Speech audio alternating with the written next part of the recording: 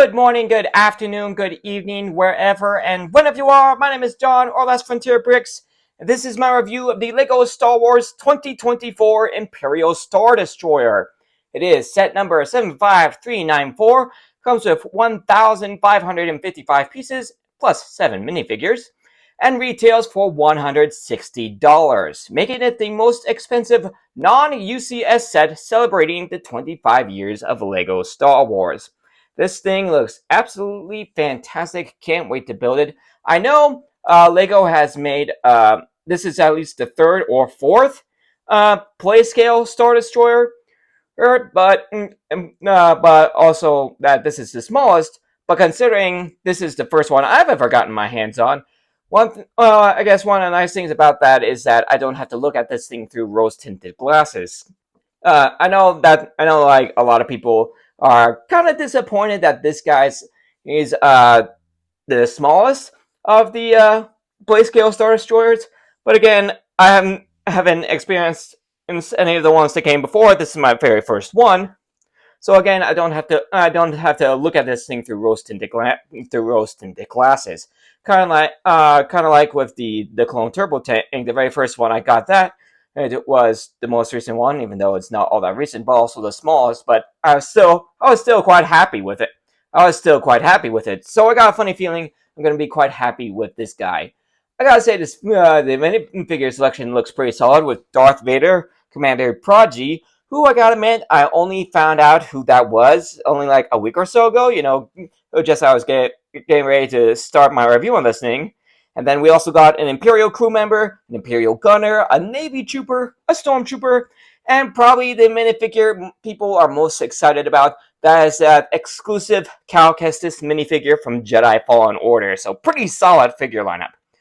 Taking a look at the box art, it looks absolutely fantastic. You got the set on full display, along with a couple other Star Destroyers and the Death Star in the background. So pretty solid background for the set. What I wasn't expecting was the background for the back of the box. Taking a look at it, it took me a while to recognize it, but then I can finally put it together. This is Corellia from the beginning of Solo: A Star Wars Story. Gotta admit, was not expecting that. But anyway, the back of the box shows the ship fully opened up, so you can see a lot of the different angles and features of the set.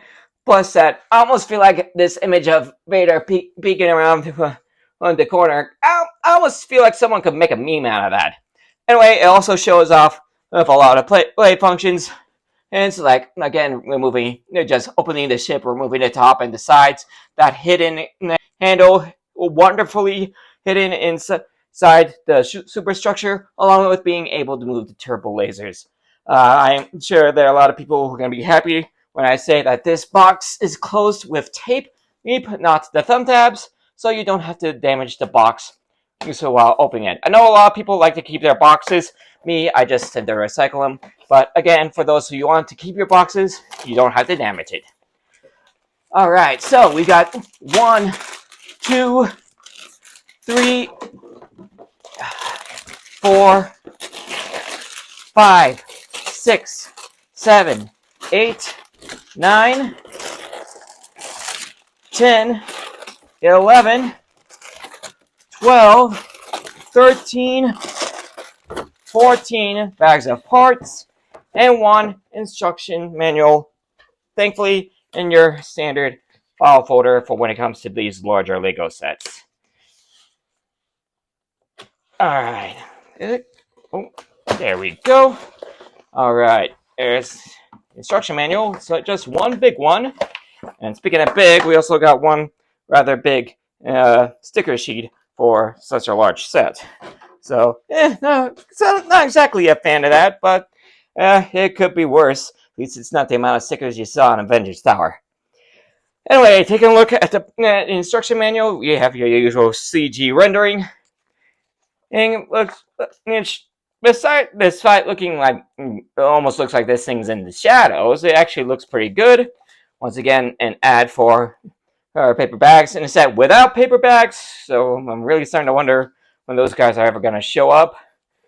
Of course, we got a page celebrating 25 years of Lego Star Wars. And then looks like we just jumped straight into the build. And we got a couple of pages with the parts. And no ads for other sets. Gotta admit, kind of surprised. I thought they would at least have ads for the other 25th anniversary sets, but apparently not. Anyway, I won't be doing a time lapse on this set. It's a big thing. Good for that. So we'll go ahead and jump straight into the review of this set, starting with all those figures. So for our first minifigure in this set, probably one of the least exciting, despite him being the main character, we have the return of Darth Vader. He uses the same basic design we've been getting for quite some time now, with the two-piece helmet and the uh, Darth Vader face in white, although you do see he's got a bit of scarring on the back there, so that's nice. The cape is a bit rough for what Lego capes have been using. I think this might be the old style cape. It's the same rough design and the two-hole design. And there's how it looks like for the back. There's some good metallic printing on there. He does have the printed arms. The printing on the front looks pretty good with a bit of metallic printing all over, plus some good printing on the legs, and of course he's got his lightsaber. So again, a main character, but he's one we've been getting for quite some time. Next up, we got ourselves an Imperial crew member. I like the simple design for the hat with the nice, tiny but no, it's metallic printed Imperial symbol. Oh, basically, so it looks pretty good. Like the addition and of the mic of the headset on him, which if taking a look at that even that's got a little bit of metallic printing. Don't think I've ever seen metallic printing on a minifigure head before. But some printing on the torso and legs. And so we've got a little bit of metallic printing on the belt buckle. Oh, and a little bit of the additions. And just instead of basic printing on the back, no weapon. Next up, we have our second named character in this set. This is Commander Prodigy from Episode 4. If you don't know who he is by name, he shows up right there at the end of the scene on board the Tantive 4, telling Vader that the Death Star plans aren't on board the ship, but there was an escape pod that escaped during the fighting, with no one on board. Of which Vader correctly he guesses that the plans are on board the escape pod. They just didn't know that the plans had been given to a pair of droids at the time. Anyway, I'll show a picture of him in the movie during my little discussion on him. He's got the same hat piece as the crew members with the same metallic printed Imperial logo. Basic face. He's got some printing on the figures, such as the rank insignia and a couple of code cylinders, along with the belt buckle. No printing on the arms or legs. Same basic printing on the back, and again, no alternate face on him or the Imperial crew member because that face, the hat just doesn't allow for that. Next up, we've got ourselves an Imperial naval trooper. You'll notice that the headpiece for this one is a bit of a light or medium nougat. So nice touch there. Helmet looks fantastic. All the details on it, such as like all the bumps and grooves on it. Also with wait, no, that's just the mark from the mold. Okay, I was gonna say the Imperial logo up there on top, but no, that's just a mark from the mold. He does have a secondary a face with a bit of a angrier look. Good printing all around. Not again with the metallic printing on the belt, no arm or leg printing, and some even more standard printing on the back than they do for their other crew members. Next up, we've got ourselves an Imperial gunner, much like we see both on the Star Destroyer and on the Death Star itself. Nice printed Imperial logo there on the front. Take off the helmet, you notice she is female with about the same shade of skin tone as the naval trooper. No secondary face on this one, even though the helmet more than uncovers the face. So kind of wondering what's up with that. There's the back printing. Also, oh, good printing all around. Again, a little bit more metallic printing on the belt, and she has herself your standard Star Wars Han Solo style blaster pistol. And you'll almost forgot with the naval trooper. He's got your standard Star Wars blaster rifle.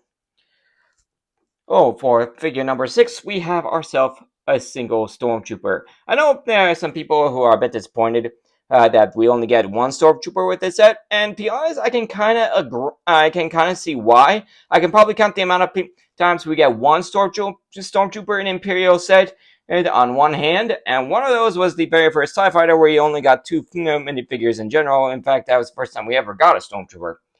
Anyway, I can kind of see why people are a bit disappointed. He's got the same look for helmet design we've been getting for quite some time. The same dual molded printing. Take off the helmet. You know, it's a again, it is a female in a dark skin tone. Once again, no secondary face, even though the Stormtrooper helmet more than the cover or is the back of the face. Got good back printing on along with good the torso and leg printing, and he's got your regular Star Wars blaster rifle. And for our final figure, the one I would not be the least bit surprised most people are going to be picking this set up for, we've got ourselves our 25th anniversary figure in Cal Kestis from Jedi Fallen Order. I'm just going to start off with the bit of this guy I know people are a bit disappointed about, and that is, where is the poncho? Why doesn't he have one? I've got two guesses as to why. One, as far as I remember, you didn't see the poncho advertised in any of the advertisement for the game, whether it be gameplay trailers, whether it be promotional art, not even on the box art. So the Lego designers might be doing that as a bit of an homage. The fact that we didn't really know about the ponchos until we actually got the game. And that's second of all, due to the customization you can have for the character, you can have one of a couple dozen poncho designs for this guy. So which one would you go with? Which one could Lego go with? It certainly could do like a couple dozen ponchos thrown in this set at random, not without bumping up the price on this set a bit. But also, that would just seem really weird for a for a gimmick for one figure. So they probably thought it'd be easier to just go with no poncho. Could they have gone with a poncho? Absolutely. They went with a poncho for the Qui-Gon Jinn in the 25th anniversary Darth Maul Synth Infiltrator, but did it really need it? Me, personally, I don't think so. But for what we got, I think it looks really good. Hair piece looks really good. The same with the hair coloration. Face looks really good. Looks pretty good. He does have an alternate angrier from the face for combat. At the front and back torso Indian looks really good. You got like the leather chest strip, chest pad. You got and along with a couple of gimmicks on the belt. Oh, they got the correct strapping. Plus, you kind of got a bit of the fur or fuzz underneath leather the leather chest piece, and he's also got some good printing on his legs, and of course he comes with his lightsaber, no arm printing, and of course he comes with the usual 25 years of Lego Star Wars display stand on that 4x6 tile. So all in all, pretty solid figure. And with this Star Destroyer set complete, I now have a total of 4 of the 25th anniversary minifigures collected and built. I do have if you guys watched my big birthday Lego haul, you guys do know I have the Desert Skiff Van Sarlacc picked for the 9 nub, along with the R2D2 with the Darth Malak figure. So I do have those ready to go. Just need to build those sets. So all I need is the Creative Droid Builder set to get that young Lega. Anyway, yeah, I do like to do it, throw it into my progress on collecting the 25th anniversary minifigures. So, with all the minifigures covered, let's go ahead and take a look at that Star Destroyer. And here is the Star Destroyer. It actually took quite a bit of time in order to build, and it's pretty big. Like it's about 6 inches high from the ground up to the top of the shield the bridge. It's about a foot wide from tip to tip on this in the side, and about 18 inches from nose to the back. So all in all, pretty rounded in size and pretty decent size as well. I do like all the details going on here. You got some extra paneling all over the place for some greebling, along with some ingot pieces. Is again a bunch of greebling on top, especially on top of the bridge. Like you got your 2 shield generators, the little structure on top of the bridge. And you do have a printed 1x4 tile here with the windows. Got some more greebling all across with some clips and some ingots. In some of the other buildable Star Destroyers, the bridge was big enough that you could kind of put in a couple figures in there. But comparing the bridge to, say, Commander Prodigy here, he's basically as tall as it is. So unfortunately, that's not the case seems to with this one. But there are quite a few details that you can mess around with. Taking a look at the back, you do see you have all of the engines, the 3 big ones along with 4 small ones. And so you lift up the back of the bridge tower here. You can see some storage. Show a couple spring-loaded shooter shots. Along the sides, you have your 4 turbo laser cannons, which can move simultaneously by moving this piece right here. And it's actually a pretty simple but pretty solid function. You can actually see how the guns and to stay in position, you got a 1x2 plate in the back of the gun with one of your basic clip system pieces. And there in between these 1x1 circular tiles with those little nubs on the top. And basically, the little clip stays in between the nubs, and that's what keeps the guns in place. So yeah, pretty nice function. You do have to, move the individual, the barrels of the guns individually. So, those who like to have everything perfectly flat and aligned, that can probably get into their on their nerves a bit. But it's a nice little function. Speaking of those spring-load shooters, you can see him point out right here. And you can see that they're all but basically perfectly integrated, and it's super easy to use. You got a 1x3 technique piece here. Basically, all you have to do is push it down just a bit, and it fires. And as you can see, once it is fired, it all but seamlessly goes into the build of the superstructure. So really nice. But what's even more perfectly integrated is the handle.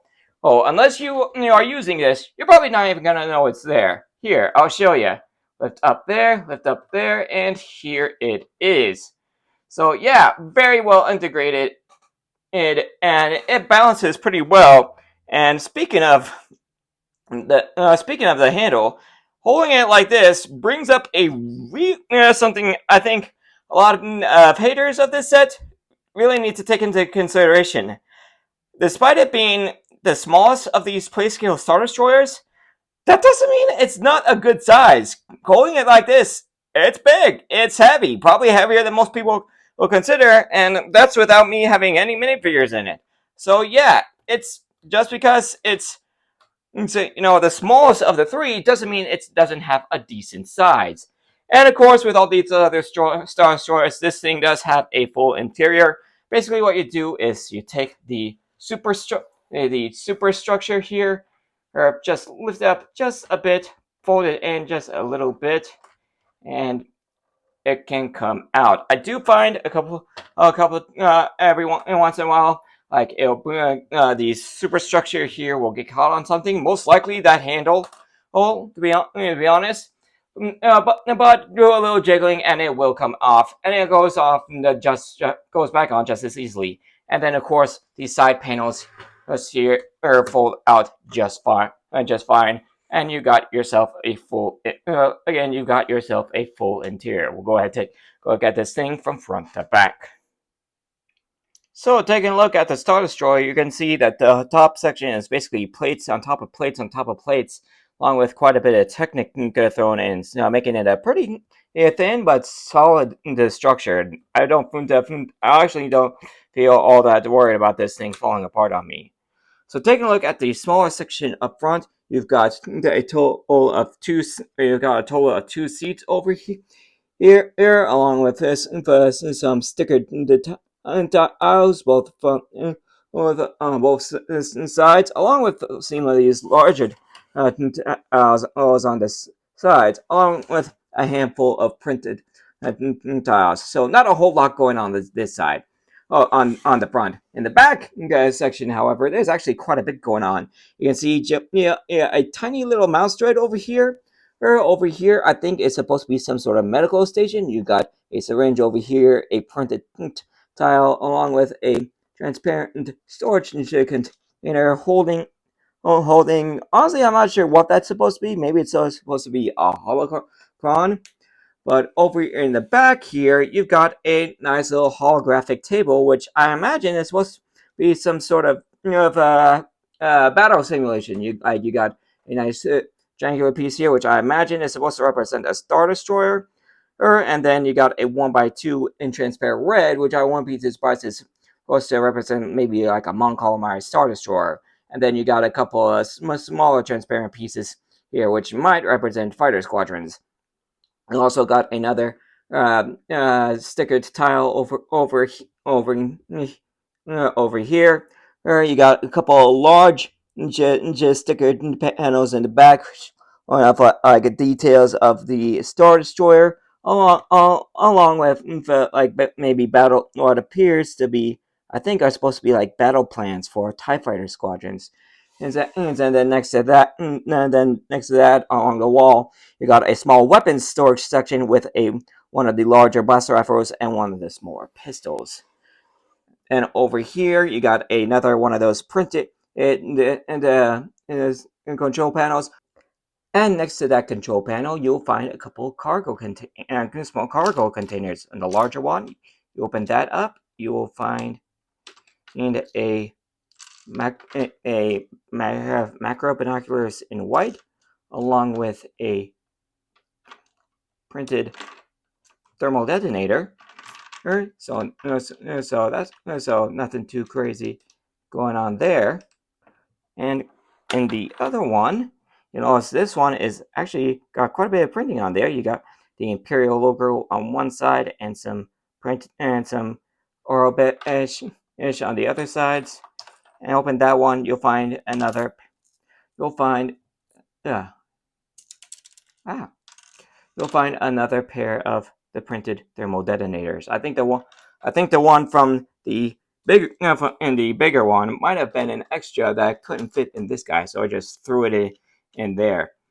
And you notice the area they said they actually only on there by a couple of studs. So it's enough to hold them in there, but easy for someone to remove as well. Also, I've almost forgot to mention, and you got a couple of more of those large printed, large sticker tiles on there. And the one for this side is actually really has a nice Easter egg. If I can get the right angle, here I'll just take it up. Here I'll just take it off.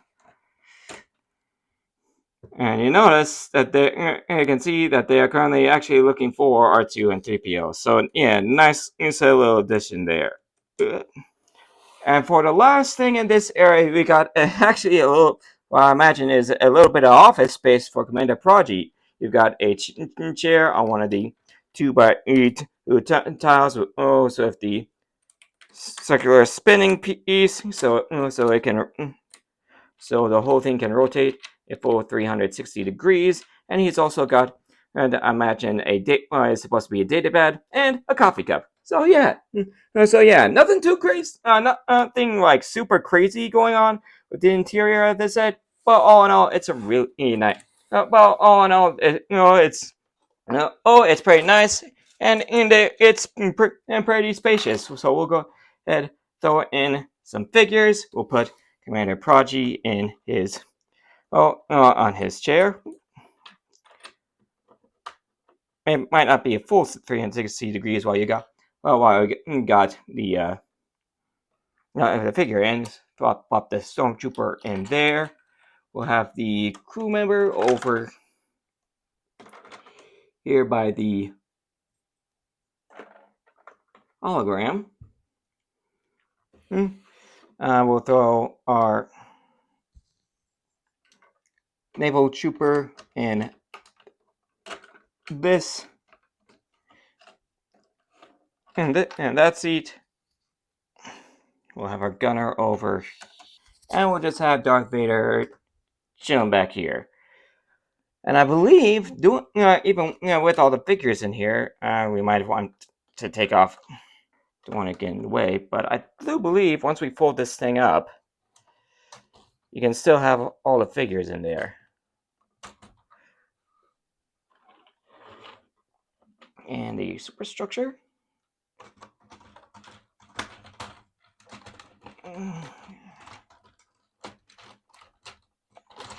Come on. I told you this thing tends to get... There we go. There we go. I told you that thing tends to get caught on the handle. But yeah, you got everyone in there doing all right. So $460, I think it might be a bit much. Maybe 150, 140. It would probably be a more reasonable price. But all in all, pretty solid figure selection, with the exception of only getting one stormtrooper. Of course, getting Darth Vader is nice. Is again those the Imperial gunners and naval troopers. Those guys don't show up a whole lot, so it's nice to get them. Commander Prodigy is, again, he is a named character, but probably not one and that most people know. But that Cal Kestis is probably going to be the big seller when it comes to minifigures for this set. And you got some pretty solid play features. Everything's integrated really well. And again, despite this being the smallest version of the Star Destroyer we've gotten in a playscale version, that doesn't mean it's not big, because it's a decent size. It's going to take up a good amount of shelf space you said that you got. And again, it is heavy. So yeah, I feel like people are giving this thing a bit more gripe than it deserves, despite it being the smallest iteration of itself. So yeah, if you guys don't have a playscale Imperial Star Destroyer and want one, this is a pretty decent one. Plus, it is unlike the other two, you won't have to pay an arm and a leg to get a hold of it because it's not retired. Anyway, that'll be the end of this video. Thank you for joining me for it. If you guys enjoyed it, you know what to do. Hit like, subscribe, all that stuff. Ring the bell to be notified of all videos as soon as they become available. Check out my channel and some more of my content on the end screen in just a few seconds. And I'll see you all in the next video. Later, everybody.